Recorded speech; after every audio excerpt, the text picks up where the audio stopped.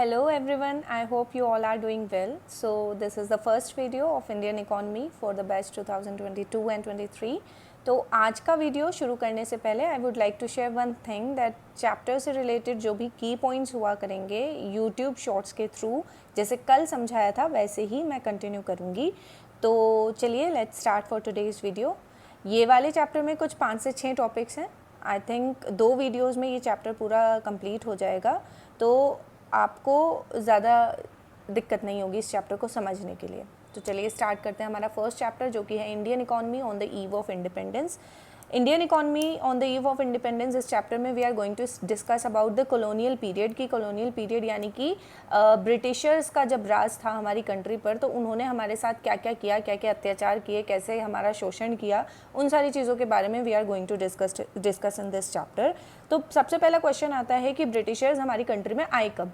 तो आए कब? आए तो थे 16 से स्टार्ट हो गया था उनका आना धीरे धीरे, लेकिन 1757 से जो उन्होंने सबसे पहला जो बैटल जीता था, बैटल ऑफ प्लासी, जो कि नवाब्स ऑफ बंगाल और ईस्ट इंडिया कंपनी के बीच का बैटल था. इस बैटल को जीतने के बाद हमारे ईस्ट इंडिया कंपनी जो थी उसने इंडिया पर धीरे धीरे राज करना स्टार्ट कर दिया था. मतलब धीरे धीरे अपने अंडर में लेना स्टार्ट कर दिया था, क्योंकि उन्होंने नवाब्स को हरा दिया था. ठीक है.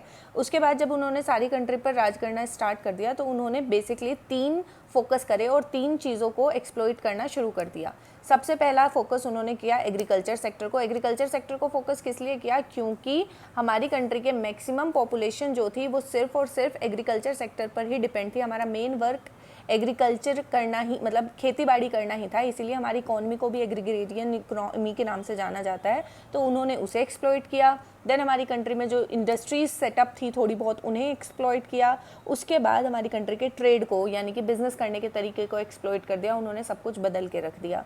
तो सबसे पहले एग्रीकल्चर सेक्टर को एक्सप्लॉइट कैसे किया? उन्होंने किया ज़मींदारी सिस्टम के थ्रू एग्रीकल्चर सेक्टर को एक्सप्लॉइट करना शुरू करा.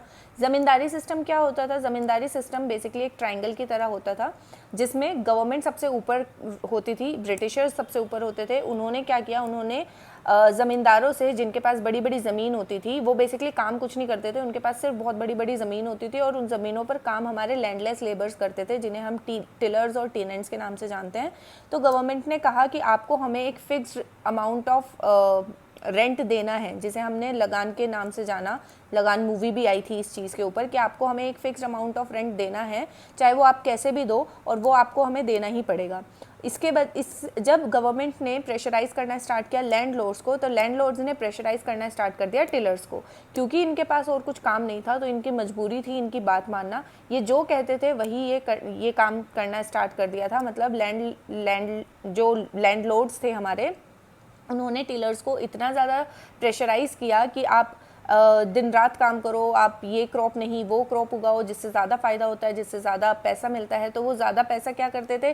सारा का सारा पैसा लैंडलॉर्ड्स ले लेते थे, और उसमें से जो अमाउंट फिक्स होती थी वो गवर्नमेंट को दे दिया, बाकी का पैसा उन्होंने अपने ऊपर लगा लिया और अपनी मतलब बढ़िया लाइफस्टाइल कर ली उन्होंने. टिलर्स को कुछ नहीं मिलता था. टेलर्स को दिन रात काम करने के बाद सिर्फ उतना मिलता था जिससे वो सिर्फ अपनी सांसें ले पा रहे थे, मतलब जिससे वो सिर्फ जिंदा रह पा रहे थे. इतना अमाउंट उन्हें खाने वाने के लिए दे दिया जाता था और टरका दिया जाता था कि बस हो गया तुम्हारा. ठीक है.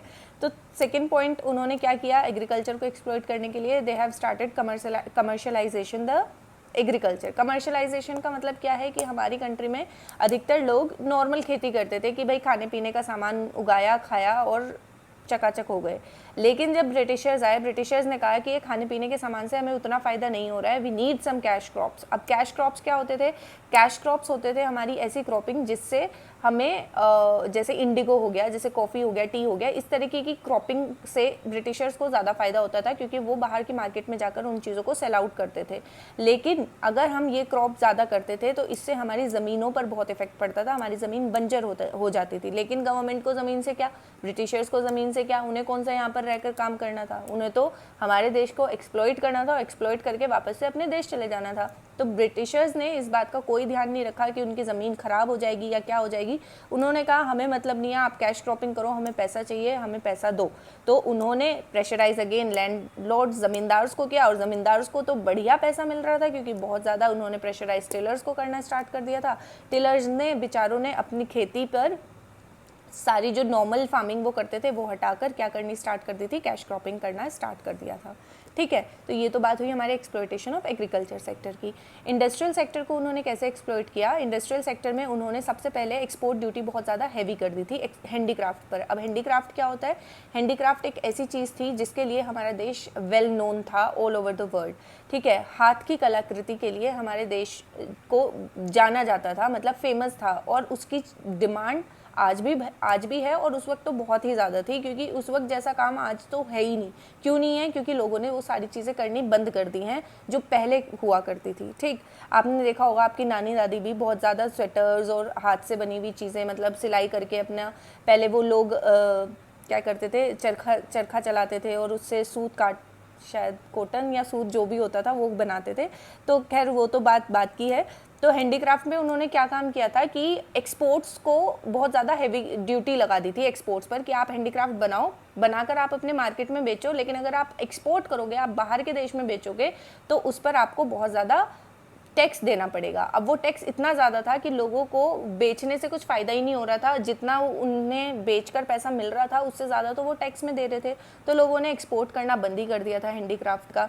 ठीक है, दूसरा उन्होंने इंपोर्ट को क्या कर दिया था, ड्यूटी फ्री कर दिया था। इंपोर्ट मतलब ऐसा सामान जो वो बनाकर लेकर आते थे ब्रिटेन से हमारी कंट्री में, उसे उन्होंने बिल्कुल फ्री कर दिया था, जिसका इफेक्ट हमारी इंडस्ट्रीज़ पे पड़ा था। हमारी इंडस्ट्रीज़ पे इसका इफेक्ट कैसे पड़ा था कि जो हमारे देश का सामान था वो तो बिक नहीं रहा था बाहर, और बाहर के देश का सामान हमारी कंट्री में आ रहा था, और हमारे यहाँ की मार्केट बहुत ही वास्ट है, हमारे यहाँ के लोग बहुत सीधे हैं, वो मशीन मेड्स प्रोडक्ट की तरफ अट्रैक्ट होकर वही चीज़ें खरीदने लग गए थे हैंडीक्राफ्ट को छोड़कर।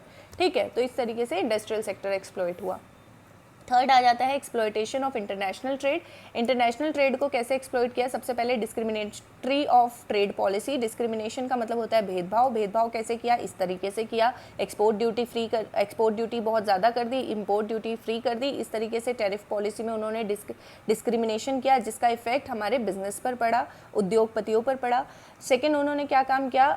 Duty free export of raw material. वो हमारे यहाँ से, क्योंकि ब्रिटिशर्स बहुत चालू थे, ब्रिटिशर्स बहुत दिमाग वाले थे, तो उन्होंने क्या किया, हमारे लोगों से यहाँ पर उन्होंने प्रेशराइज कराया, जो वो चाहते थे वो उगवाया, और वो सारी चीज़ें उगवाकर वो रॉ मटेरियल के तौर पर अपने देश ले गए, और अपने देश ले जाकर उन्हें से फिनिश्ड गुड्स बनाकर और हमारे ही देश मिलाकर हमारे ही देशों को बेच दिया। तो यानी कि उन्होंने हमारे यहाँ के लोगों का अच्छे खासे से मतलब काटना स्टार्ट कर दिया था। ठीक है, तो इंपोर्ट ऑफ फिनिश गुड्स उन्होंने फिनिश गुड्स उन्होंने इंपोर्ट करने स्टार्ट किए, वो भी फ्री ऑफ कॉस्ट करने स्टार्ट कर दिए थे, अपने देश से लाकर बनाते थे और बनाकर यहाँ पर बेच देते थे। सेकंड पॉइंट जो आता है इस चैप्टर में वो आता है आपका features of Indian economy. Features of Indian economy क्या है? कुछ 6 फीचर्स हैं। सबसे पहला है स्टेगनेंट इकोनॉमी। स्टेगनेंट वर्ड का मतलब होता है स्लो या फिर स्थिर या फिर रुका हुआ। एक ऐसी इकोनॉमी जो आपकी स्थिर है, जो आपकी रुकी हुई है, उसे हम नाम देते हैं स्टेगनेंट इकोनॉमी का।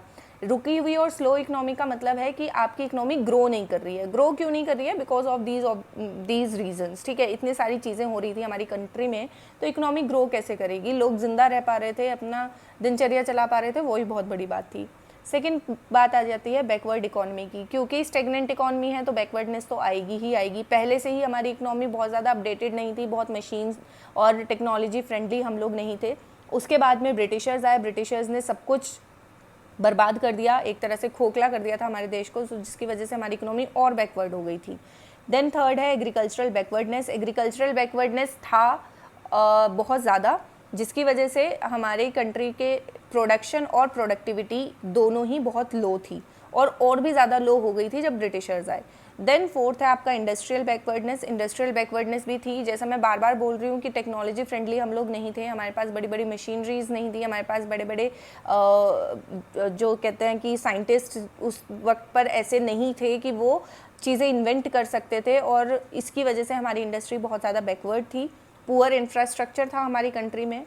हमारी कंट्री का जितना भी इंफ्रास्ट्रक्चर था वो 200 साल में बर्बाद कर दिया था ब्रिटिशर्स ने। तो थोड़ा बहुत जो था वो बर्बाद कर दिया था, और नई चीज़ें कोई डेवलप हुई नहीं थी। जो थोड़ी बहुत डेवलपमेंट हुआ भी था, जैसे रेलवेज़ वगैरह का, वो ब्रिटिशर्स ने सिर्फ अपने लिए किया था। जैसे एक स्विस कैनाल भी खोली थी ब्रिटिशर्स ने, वो भी उन्होंने अपने लिए खोली थी ताकि अपना ब्रिटेन से सामान यहाँ पर ईजी वे में वो ला सके और थोड़ा उन्हें कम कॉस्टिंग पड़े उस चीज़ में।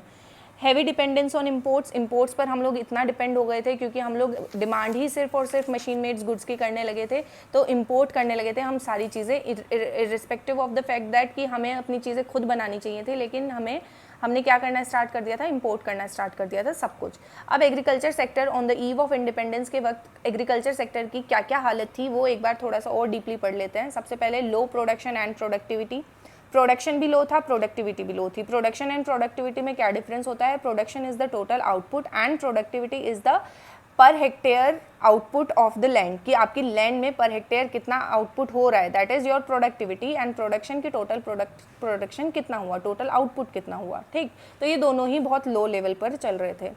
High degree of uncertainty, uncertainty बहुत ज़्यादा थी क्योंकि मॉडर्न टेक्निक्स और मॉडर्न इरिगेशन फैसिलिटीज़ हमारे पास नहीं थी। हमारा देश सिर्फ और सिर्फ बारिश के ऊपर डिपेंड था कि बारिश अगर ठीक ठाक हो गई तो फसलें ठीक ठाक हो गई, बारिश बहुत ज़्यादा हो गई तो फसलें उड़ गई, मतलब उड़ नहीं गई, बह गई पानी में, और अगर बारिश नहीं हुई तो सूखा पड़ गया, बंजर हो गया, तो फसलें ख़राब हो गई। तो अनसर्टेनिटी बहुत ज़्यादा थी, हमें नहीं पता था कि अगर एक साल हमने सपोज़ 50 किलो गेहूँ उगाए हैं तो अगले साल हम 50 उगाएंगे या 5 उगाएंगे, ये अनसर्टेनिटी इतनी ज़्यादा थी।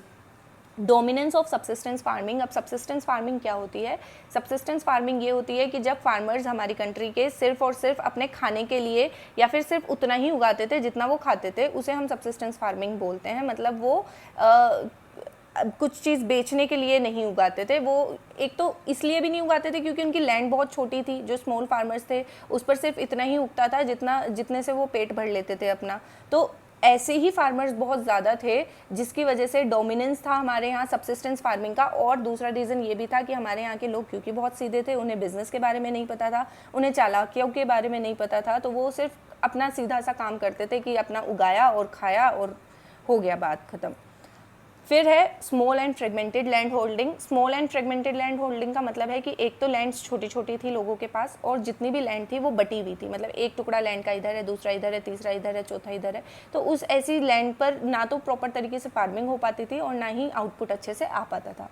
Gulf between owners and tillers, gulf between owners and tillers का मतलब है कि हमारी कंट्री में जो रिच सेक्शन था वो रिचर होता जा रहा था और जो पुअर सेक्शन था वो पुअरर होता जा रहा था। और ये चीज़ अभी भी हमारी कंट्री में एज इट इज़ है, और ये चीज़ अभी कुछ सालों तक या आगे आने वाले कुछ टाइम में एज इट इज़ ही रहने वाली है। इसी वजह से हमारी कंट्री में जो पॉवर्टी की प्रॉब्लम है वो तब से लेकर अब तक सॉल्व नहीं हुई है, क्योंकि रिच सेक्शन हमारा रिचर होता ही जा रहा है और पुअर सेक्शन हमारा पुअरर होता जा रहा है, ठीक है। तो ये गैप बहुत ज़्यादा था तब से और अभी भी बहुत ज़्यादा है।